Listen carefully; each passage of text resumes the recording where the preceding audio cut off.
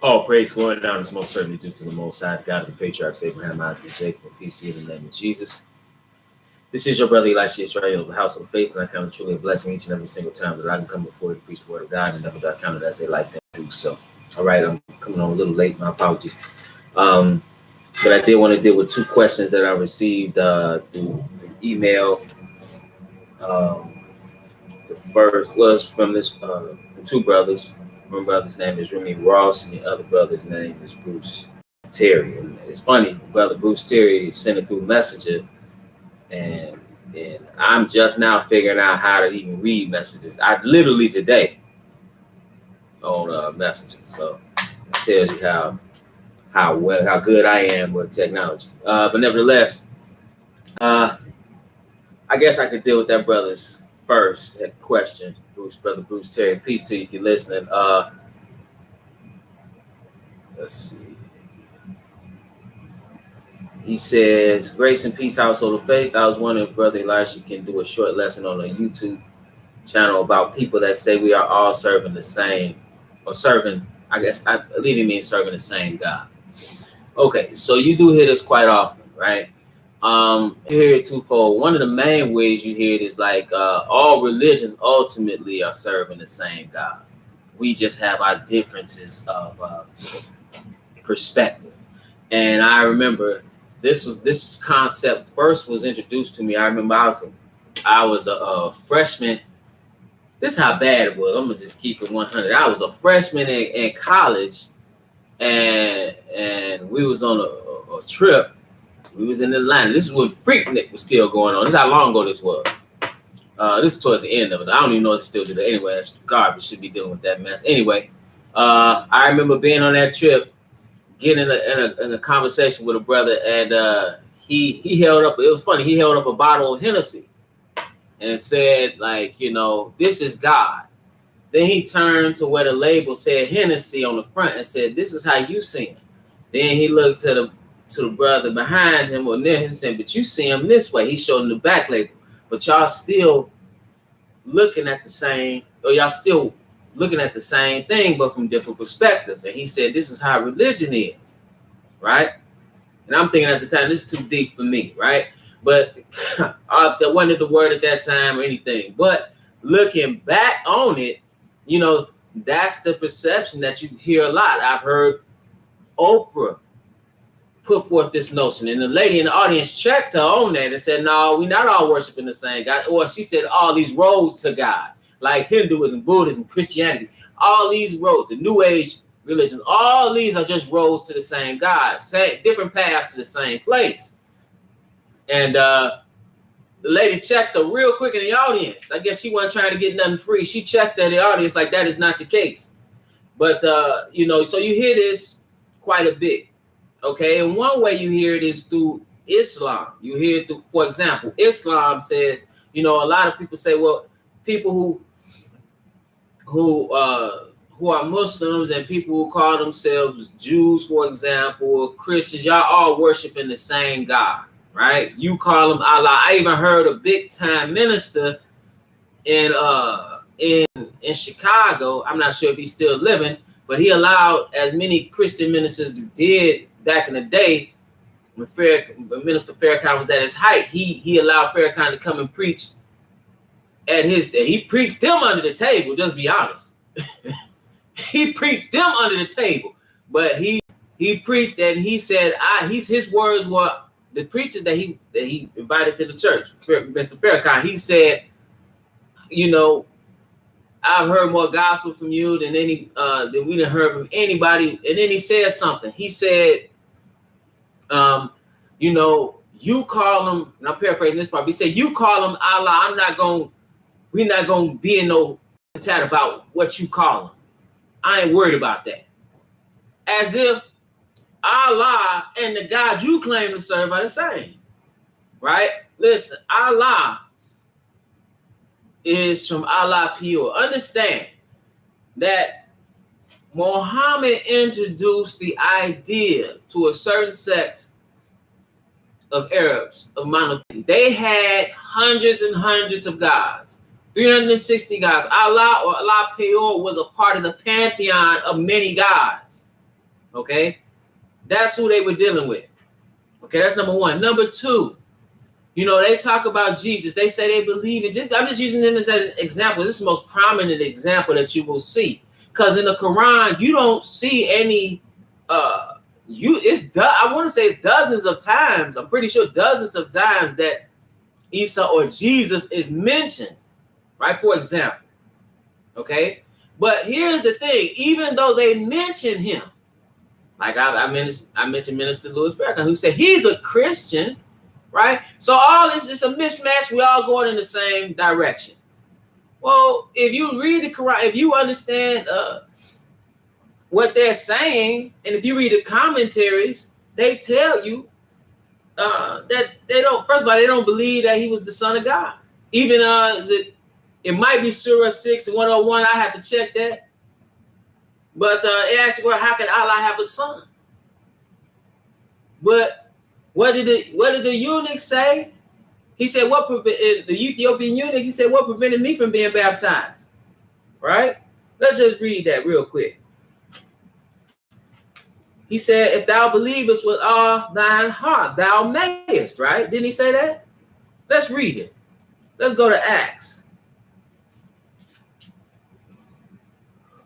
This is Acts, the 8th chapter.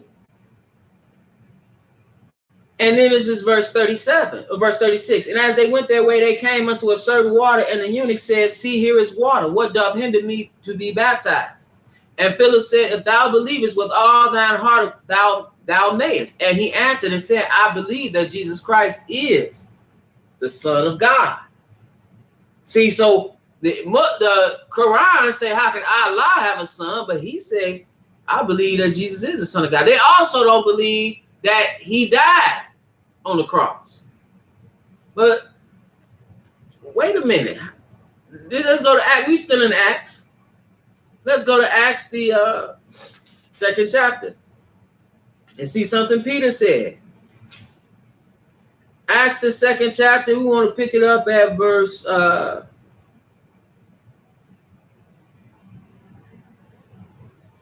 let's pick it up at Acts, the 2nd chapter. And I want to pick it up at verse 36. So let's see what Peter said on the day of Pentecost to the Israelites that were there, for the Judeans that were there, gathered in Jerusalem. He said, therefore, let all the house of Israel know assuredly that God hath made that same Jesus whom he had crucified, both Lord and Christ. So now he's saying the one you crucified is Lord and Christ. Let's go back up a bit, because they say he didn't die. Right? This is something, this is what he says pertaining to the prophecies of David that he made in the Psalms. He said, verse 25, for David speaking concerning him, I foresaw the Lord always before my face, for he is on my right hand that I should not be moved. Therefore did my heart rejoice and my tongue was glad. Moreover, also my flesh shall rest in hope, because thou will not leave my soul in hell, now that without suffer my Holy One to see corruption. See, he didn't suffer him. Peace to everybody listening. He didn't suffer him to see corruption, because he told you the sign of the Messiah. He tells you himself. Matthew the 12th chapter. Hold your finger in Acts 2. Matthew the 12th chapter. And it's like verse 37 or something like that. 36 maybe. 38. Then certain of the scribes and of the Pharisees answered, saying, Master, we will see a sign from thee. But he answered and said unto them, and even an adulterous generation seeketh after a sign. And there shall no sign be given to it but the sign of the prophet Jonas. For as Jonah was 3 days and 3 nights in a whale's belly, so shall the Son of Man be 3 days and 3 nights in the heart of the earth. Okay, so now, then it said, let me go back, because it says something. The men of Nineveh shall rise in judgment with this generation and shall condemn it, because they repented at the preaching of Jonah. And behold, a greater than Jonah is here. See, one greater than Jonah. Jonah was a prophet. See, Muslims say, hey, we all worshiping the same God. Peace to you, Caribbean man. We all worshiping the same God, right? But we worshiping the same God, but they don't believe that the one he sent was more than a prophet. They don't believe he's divine. They don't believe He died on the cross. So how are we worshiping the same one? And that's what the faith is based on. That's how you get salvation. See, you have to believe in him. In order, you can't get to the Father but through him. So if you don't believe that he's the Son of God, if you don't believe that he died for your sins, how are we worshiping the same God? It's just like people who say the Christians. So on one hand, you got these people in other religions. Yeah, Jesus was one of the many prophets. You know, there have been many prophets. There have been many messiahs. You know, they play that game. But we all heading in the same direction. We all worshiping the same God. You got them on one extreme. And on the other, you have people who are saying that they Christians and they serve God. You serve God your way. I'm going to serve God my way. We all serving the same God. How is that so? How is that so? Let's go to Matthew. Let's see what Jesus said. He says in verse Matthew 5:17, think not that I am come to destroy the law or the prophets. I am not come to destroy, but to fulfill. For verily I say unto you, till heaven and earth pass, one jot or one tittle shall in no wise pass from the law till all be fulfilled. So the law is still good. But in Christianity, they tell you that the law is no more, but they serving God. Then it says, for verily I say unto you, till heaven and earth pass, one jot or one tittle shall in no wise pass from the law till all be fulfilled. Whosoever therefore shall break one of these least commandments and shall teach men so, he shall be called the least in the kingdom of heaven. But whosoever shall do and teach them the same shall be called great in the kingdom of heaven. Okay, so how are you talking about you serving God, but you don't do anything he says? This is 1 John. Let's go to 1 John.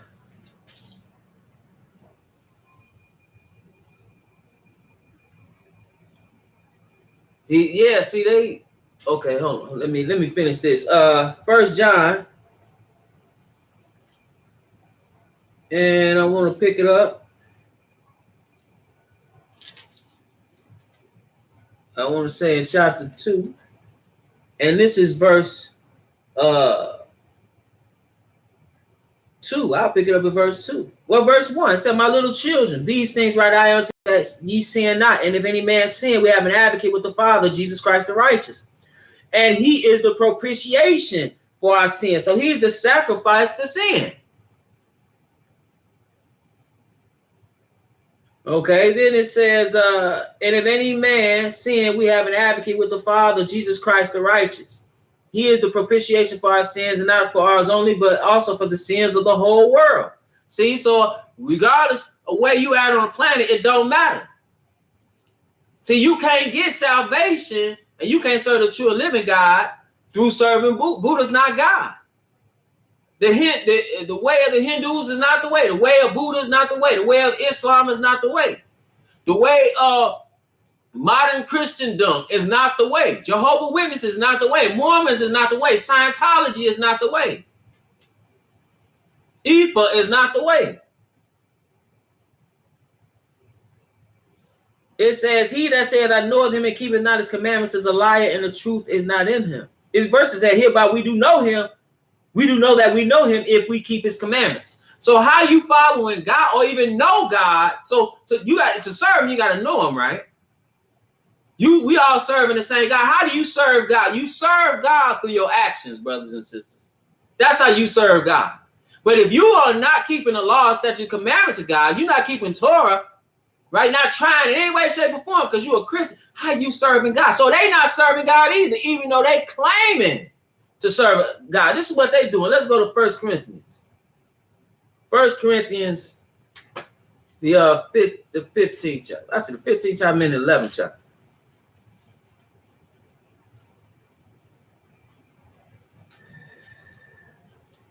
Let's see. 1 Corinthians.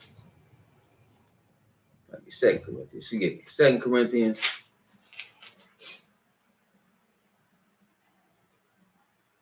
Let's see.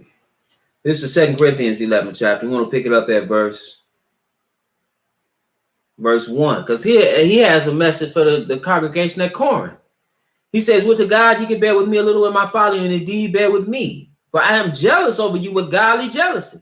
For I have espoused you to one husband, that I may present you as a chaste virgin to Christ. All right, because his church is his bride. He likes that relationship to the same as a man with his wife. So it says, but I fear lest by any means, as the serpent beguiled Eve through his subtlety, so your mind should be corrupted from the simplicity that is in Christ. So he's afraid, right, that people will go astray. He said, I'm afraid. He said, but I fear lest by any means, as the serpent beguiled Eve through his subtlety. So your mind should be corrupted from the simplicity that is in Christ. See, people's minds are corrupted today. It's real simple. Believe, have a faith in Jesus, that he died for your sins, and keep the commandments of God. Couple the two. That's the requirements for a saint. But everybody want to do some of everything. They want to be spiritual in their own mind and do what they say do, and then just call on his name. Then you got some people who think they know, and they want to serve Buddha and feed Buddha some food, but then got to come and pick the food up later. They want to believe in reincarnation, not understanding that it's based on karma. And if the soul is indeed eternal, and everything is based on karma, and you coming back and being reincarnated, and you supposed to work out karma in a new life, how come if it's eternal, the world is not getting better? You know, it's stupid.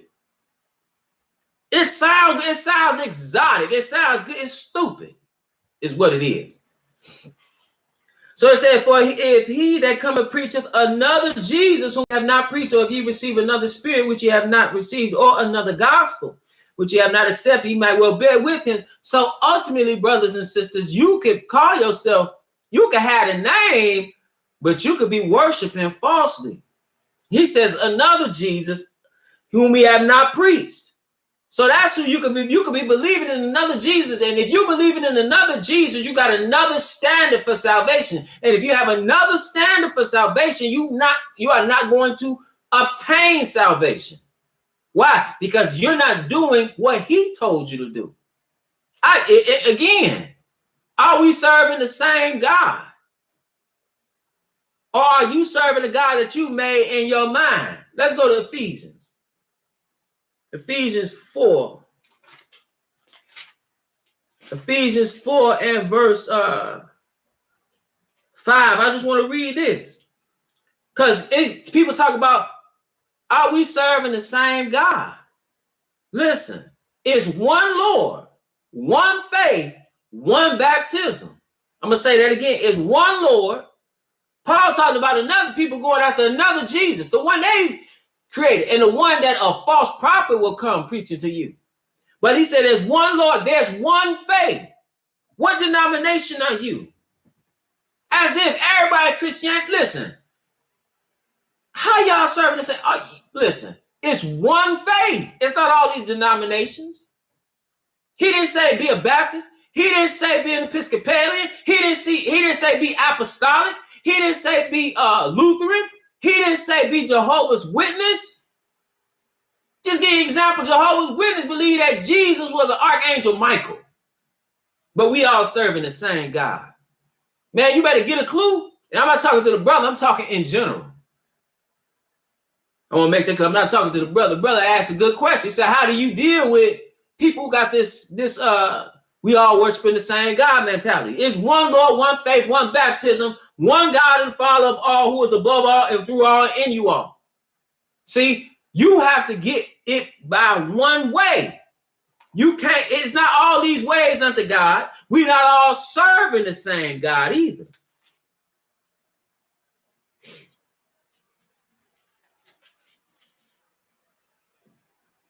We're not all serving the same God. Let's go to give me 1 second.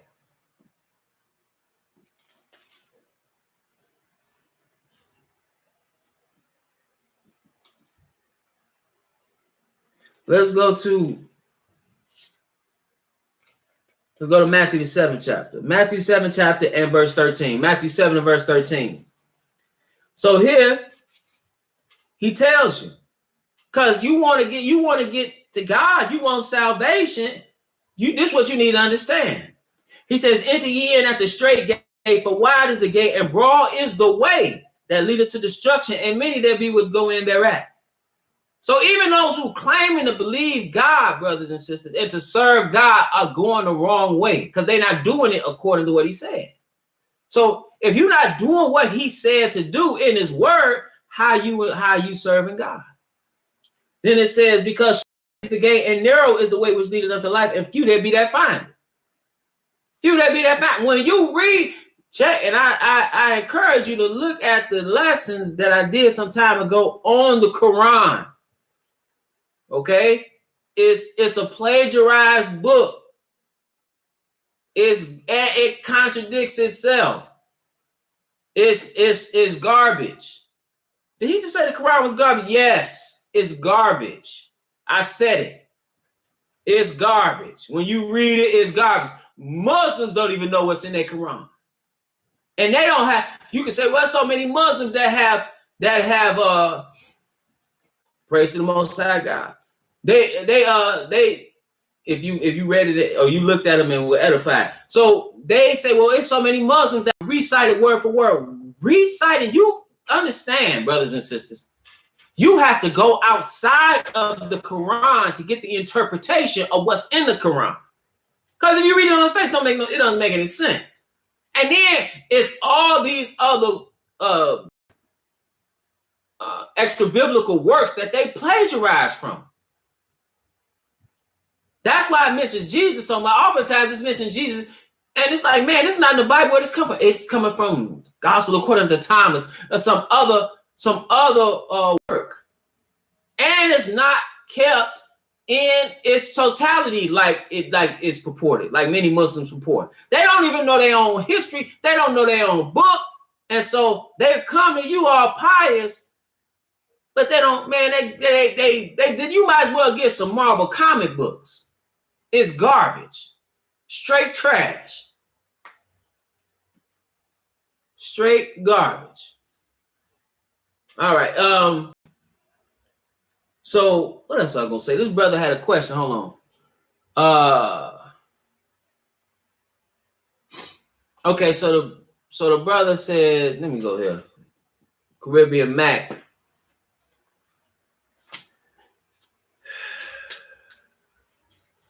Mark 12 and verse 29, he says, and Jesus, so he said the first commandment of all, here, this is what he's talking about. Verse 28, it says, Mark 12 and 28, I'm going to answer this question real quick. I'm not going to spend a whole lot of time on it. I want to get to this other brother's question. But he says, and one of the scribes came and having heard them reasoning together and perceiving that he had answered them well, asked him, which is the first commandment of all? And Jesus answered him, the first of all the commandments is, hear, O Israel, the Lord our God is one Lord. Okay, so he says a Muslim read that to him saying that it's one God. Says that Jesus proves that it's one God, as if Jesus one God in the beginning. Okay. But brothers and sisters, what it is, yeah, you had a father and you had a son, and they were God they were both God. Okay, they are who makes up the Godhead, not the Trinity. There is no Trinity, but there's a Godhead, and the one is they are one. They are on one accord. Okay, that's oftentimes when you read the word Elohim is plural intensive. Okay, it can mean 2 or 2,000, but you definitely had a Father that is the Most High God, but you also have the Son. Let's go to So you could read something out of context and read one thing and say, see, he's not God. And understand he took upon the form of a flesh and blood man. But how you read that and then don't read John 1? You understand? How do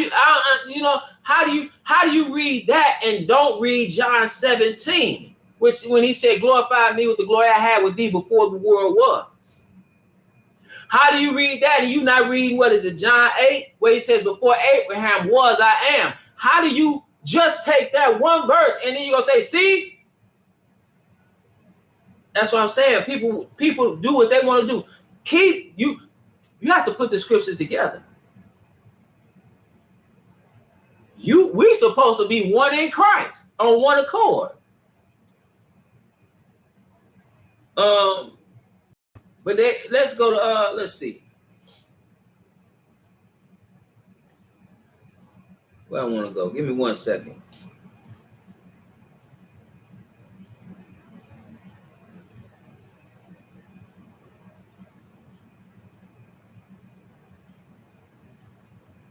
Let's go to Philippians. Yes, Philippians 2 and verse 7.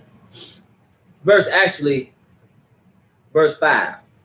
It says, let this mind be in you. Philippians 2 and 5. Let this mind be in you, which was also in Christ Jesus, who being in the form of God, thought it not robbery to be equal with God, but made himself of no reputation, and took upon him the form of a servant, and was made in the likeness of man. And being found in fashion as a man, he humbled himself and became obedient unto death, even the death of the cross. Them two slices for the Muslim right there. I'm talking about in the argument. So one is telling you he was being in the form of God, thought it not robbery to be equal with God, but made himself of no reputation. He was not just some man born of woman. He was God in the beginning. And then it says something else, who became obedient unto death, even the death of the cross. So the scriptures or the epistle letters tells you that he did die on the cross. He did die on the cross. So yeah, but let me get to this other brother's question. So what was that? That was in Mark 12 and verse 29. I just want to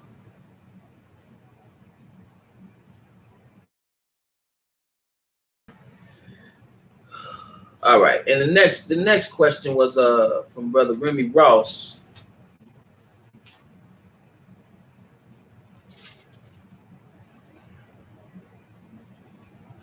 And give me 1 second. Hold on. What was it? This was on this is on YouTube. It's a YouTube question. Give me a second, let me find it. Okay.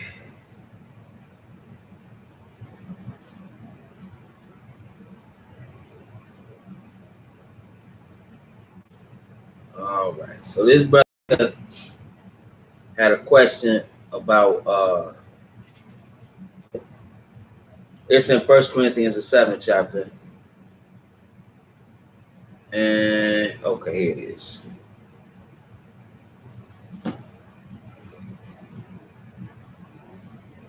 Okay, so the brother, he said, peace and mercy and good tidings to you. I've been watching your teachings for a while, and I've been edified every time. Praise God for that. Praise the Most High. He said, so with that, can I ask you to give me a better understanding of some scriptures that I've been having trouble getting a grip on? So if we go to 1 Corinthians 7, this where it's found at. He says,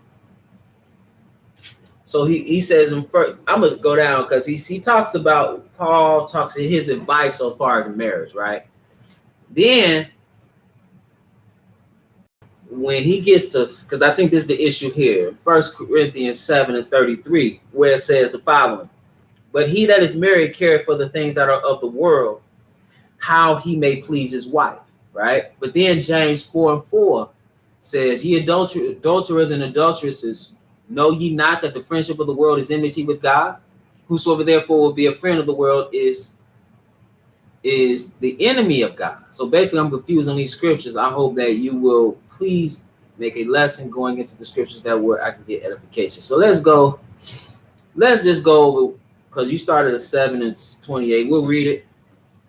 1 Corinthians 7 and verse 7. This is the ones he read. He said, for that I would that all men were even as I myself, but every man hath this proper gift of God, one after this manner and another after that. Okay, so let's deal with that.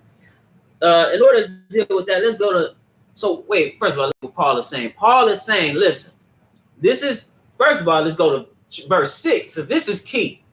He says, but I speak this by permission and not of commandment. Okay, so this is by permission. This is his thoughts. This is not a commandment of God. He makes it clear when he says this in this epistle to Corinth. He says, for I would that all men were even as I myself. What was he like? Okay, what does he mean like be like me? Let's go to hold on 1 second.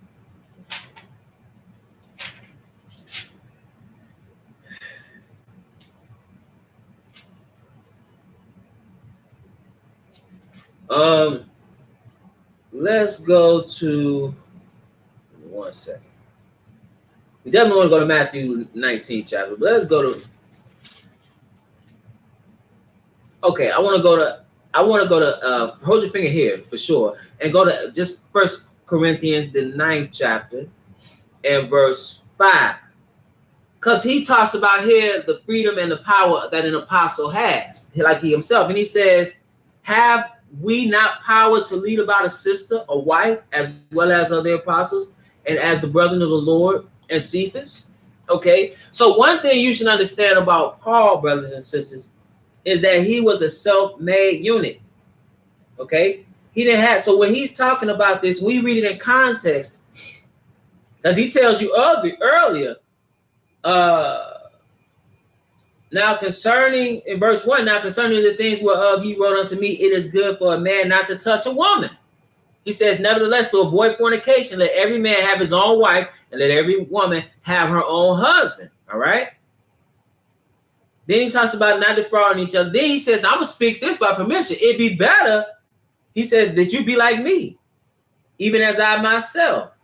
Okay. So one thing we should understand about him is that he said, I got power to do, but I don't do. He's not, he didn't have a wife. Okay. Now let's go to Matthew, the 19th chapter. We want to pick it up in Matthew 19, because here in Jesus is preaching and teaching about divorce. He says something that's key and related to what we just read.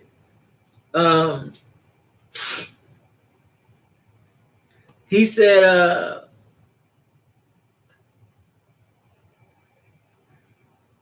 I'm going to pick it up in 19 and verse 10.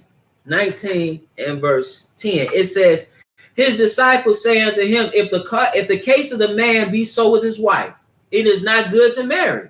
Right? So he was explaining, he was teaching on divorce. Okay? And he's saying, if it's like what you say, it's not good to marry. Right? Then he said, and I'm not going to get into divorce and what he's actually saying here. I'm gonna just focus on this point here. He says, but he said unto them, all men cannot receive this saying, save they to whom it is given. For there are some eunuchs which were so born from their mother's womb. And there are some eunuchs which were made eunuchs of men. And there be eunuchs which have made themselves eunuchs for the kingdom of heaven's sake.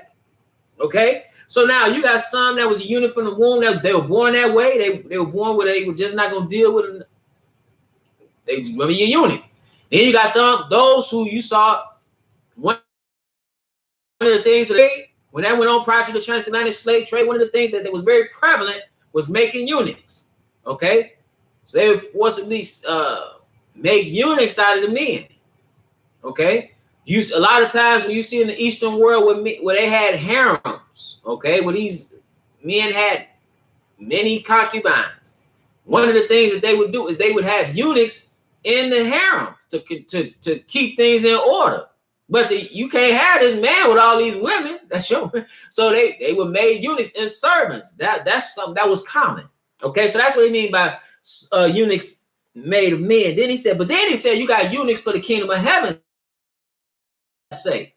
Paul was heaven's sake, meaning he didn't deal with a wife because of what we're going to read in 1 Corinthians, the 7th chapter. Okay? So now let's go back to Corinthians, the 7th chapter. Because he says, I say therefore to the unmarried widows, it is good for them if they abide even as I. So that's in verse 8. But if they cannot contain, let them marry, for it is better to marry than to burn. If you can't contain yourself, it'd be better for you to marry than to be burning. Now, let's see. Now let's get back to, because he skipped down. I'm skip down to verse 28. He says, but and if thou marry, thou hast not sinned, right? Because first commandment was given was to be fruitful and multiply, which is done in the confines of marriage. Then he says, and if a virgin marry, she have not sinned, nevertheless, such shall have trouble in the flesh, but I spare you. Let's skip down to verse because you wanted me to read verse. I'm picking up at verse 32. It says, but I would have you without carefulness. He that is unmarried care for the things that belong to the Lord, how he may please the Lord. But he that is married care for the things that are of the world, how he may please his wife. there is difference also between a wife and a virgin. The unmarried cared for the things of the world, that she may be holy both in body and in spirit, but she that is married care for the things of the world, how she may please her husband. Okay, so now what is this talking about? This is not talking about you just going according to the world in the sense that you're not serving God. That's not what it's talking about. When you have a wife, you have to take care of her, and you have to do things that ain't got nothing to do with you serving God. Not saying that it's sin, but you got to work every day. You have to care about her needs or deal with her needs and that takes away time from you serving God. But it's not sin to do. That's what he's talking about. He's not talking about you dealing with the lust of the flesh, which is what we're gonna read later. Okay, but so it says again, but I would have you without carefulness. He that is unmarried care for the things that belong to the Lord. Okay, just to show you that, give me 1 second. Give me 1 second.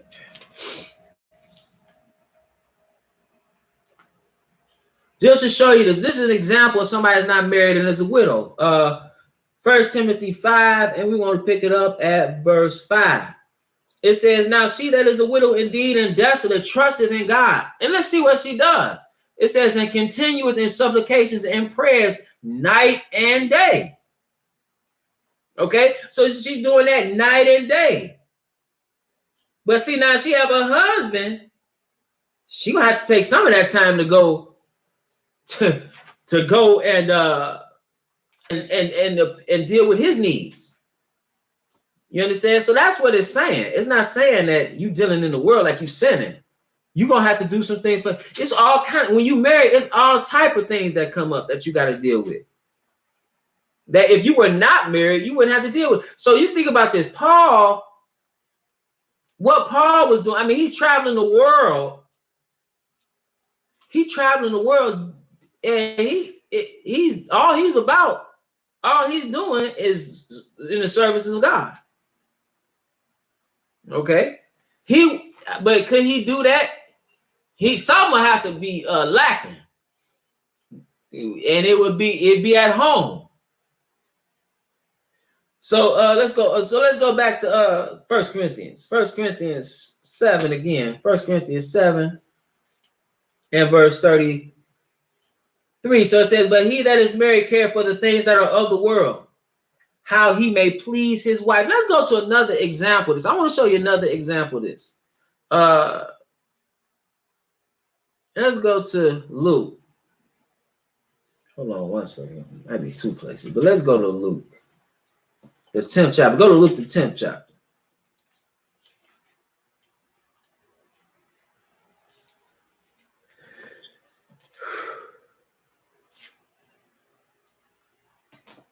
Luke, the 10th chapter, and we want to pick it up at Luke, the 10th chapter, and verse 38.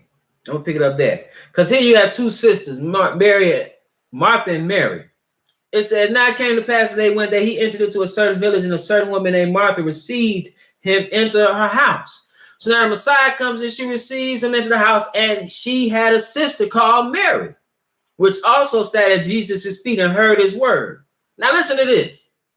But Martha was cumbered about much serving, and came to him and said, Lord, dost thou not care that my sister have left me to serve alone?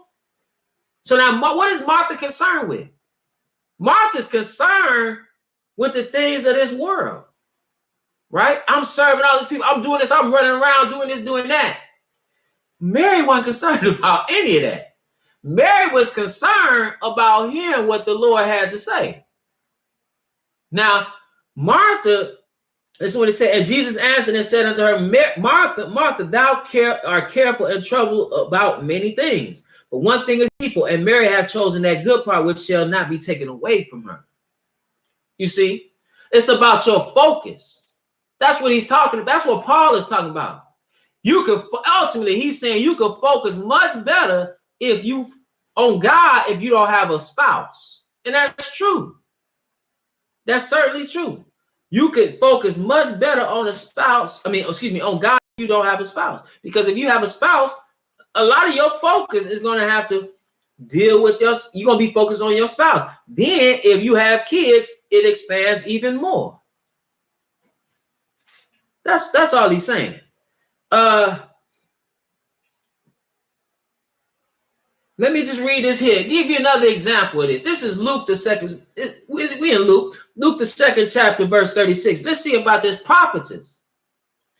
In verse 36, it said, and there was one Anna, a prophetess, the daughter of Phanuel, of the tribe of Asher. She was of a great age and had lived within 107 years from her virginity. And she was a widow of about 84 years. So now she's 84 years old. But listen to what it said about Anna. It says, which departed not from the temple, but served God with fastings and prayers night and day. That's just like what we read in 1 Timothy 5. You understand? So she's not married. So what can she do because she don't have a husband? He ain't at home. Anna, where you at? You better make me something to eat. He ain't got. Anna, where you at? You know, he got to worry about any of that. Why? Because there's nobody at home to go to. Okay, so she could be focused on that day and night. All right. So now the other one he read, so he was trying to, so it's just basically talking about, that's what all Paul is talking about is your focus. Now he read James 4:4. Let's go there real quick. James 4:4. Was it James 4:4? Yeah, James 4:4. So he was trying to, because the wording is similar, but understand context. That's all. James 4:4. Here, James writes, ye adulterers and adulteresses, you know ye not that the friendship of the world is enmity with God? Okay, they're contrary, they're antithetical to one another. He said, whosoever therefore will be the friend of the world is the enemy of God. Now, when you're concerned about things of the world, it's like if you have a family, you have to be concerned about the things of the world because you have to go out into the world and extract in some form of fashion the things that they need, that your family needs. That's not talking about if you of the world, like John 17. This is different. This is what he's talking about here. John 17. And then we're going to go to one more place. John 17 and verse 6. He said, I have manifested thy name unto the men which thou gavest me out of the world. Now, what does it mean? He's taking them out of the world of darkness, brothers and sisters, and showing them the glorious light of Christ, showing them the light of the gospel, showing them the lighted path to salvation. And now they serving him. They're not of the world anymore. What does that mean, not of the world? You in the world, but you're not of it. You're not doing what the world does. The world is engaged in all type of wickedness. As a believer, we still have to go out to the world, go out of our homes, work amongst a bunch of unbelievers on jobs. Or if you have a business, unbelievers come into your business, or you provide a service in some way. Who you serving? Unbelievers, but that don't mean you do what they did, and that's what James is talking about. So here he says, he's manifesting them. He manifested thy name unto the men which thou gavest me out of the world. Thine they were, and thou gavest them me, and they have kept thy word. Then he says in verse 9, I pray for them. I pray not for the world, but for them which thou hast given me, for they are thine. Okay. Then he said in verse 15, I pray that not that thou shouldest take them out of the world, but that thou shouldest keep them from the evil. They are not of the world, even as I am not of the world.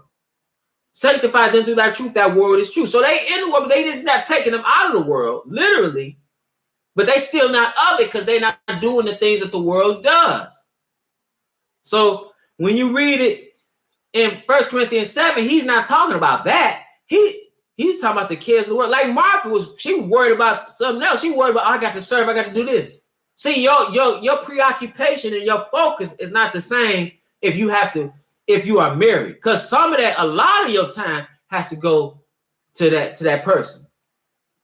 And it takes even more than just than providing physically. When you gonna spend some time with me? That's so you spending that time with that person. There's nothing wrong with that. That's not sin, but that's time you're not reading the Bible. Y'all not always gonna be reading the Bible. You understand what I'm saying? So now let's go to so in James 4:4, he's talking about being of the world. And just to show you that, let's go up in James 4. Let's read verse 1. It says, "From whence come wars and fightings among you? Come they not hence even of your lusts that war in your members? Ye lust and have not, ye kill and desire to have and cannot obtain. Ye fight in war, yet ye have not, because ye ask not. Ye ask and receive not, because ye ask amiss, that ye may consume it upon your lust." Right? So he's talking about, then he said, "Ye adulterers and adulteresses, know ye not that the friendship of the world is enmity with God?" Okay? So now let's go to it said, "Whosoever there will be a friend of the world is the enemy of God."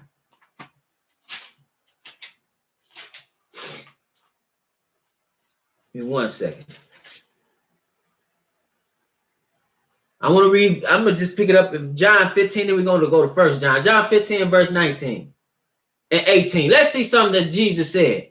He said, "If the world hate you, you know that it hated me before it hated you. If ye were of the world would love his own. But because ye are not of the world, but I have chosen you out of the world, therefore the world hateth you."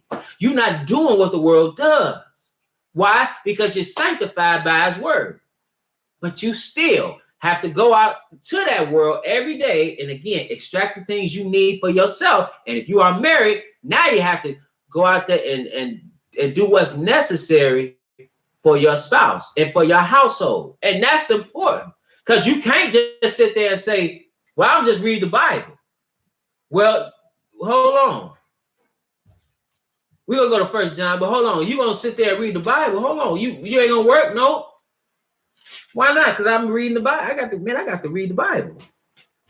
What, man? The kids got to eat, man. I have to read this Bible. Well, brothers and sisters, you can't just read the Bible all day and not work. You can't do that.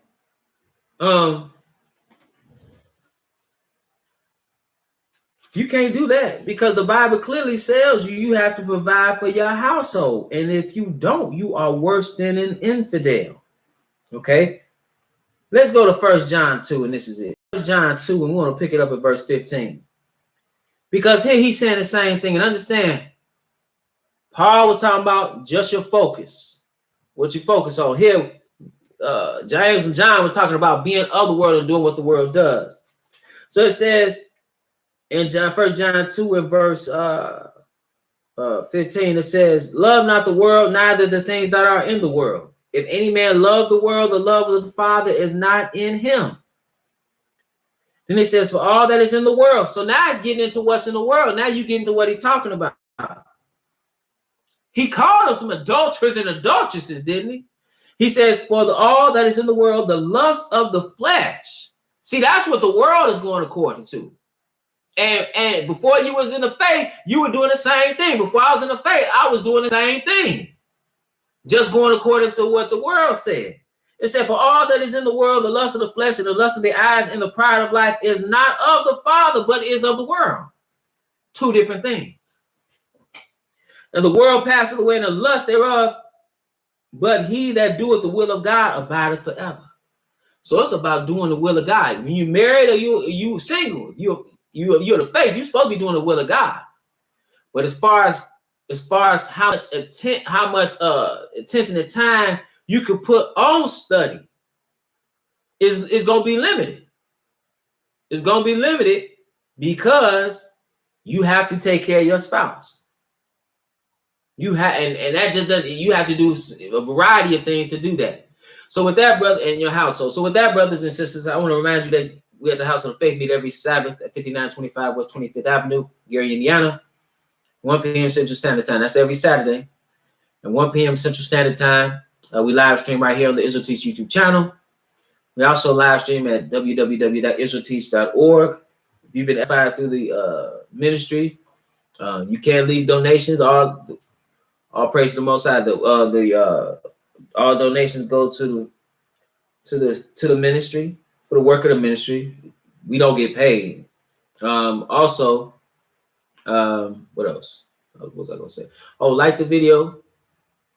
Like the video so it can be dispersed more on YouTube. YouTube, like I said, I don't want this page monetized, so they kind of limit who sees it and the distribution of it. The fewer likes it has, at least from my understanding. And with that, brothers and sisters, brother Remmi Rouse and brother Bruce Terry. Let me make sure that's Bruce Terry. It was Remmi Rouse and Bruce Terry. Hopefully that answered your questions. Keep the faith at all costs. Oh, okay, brother. One other thing.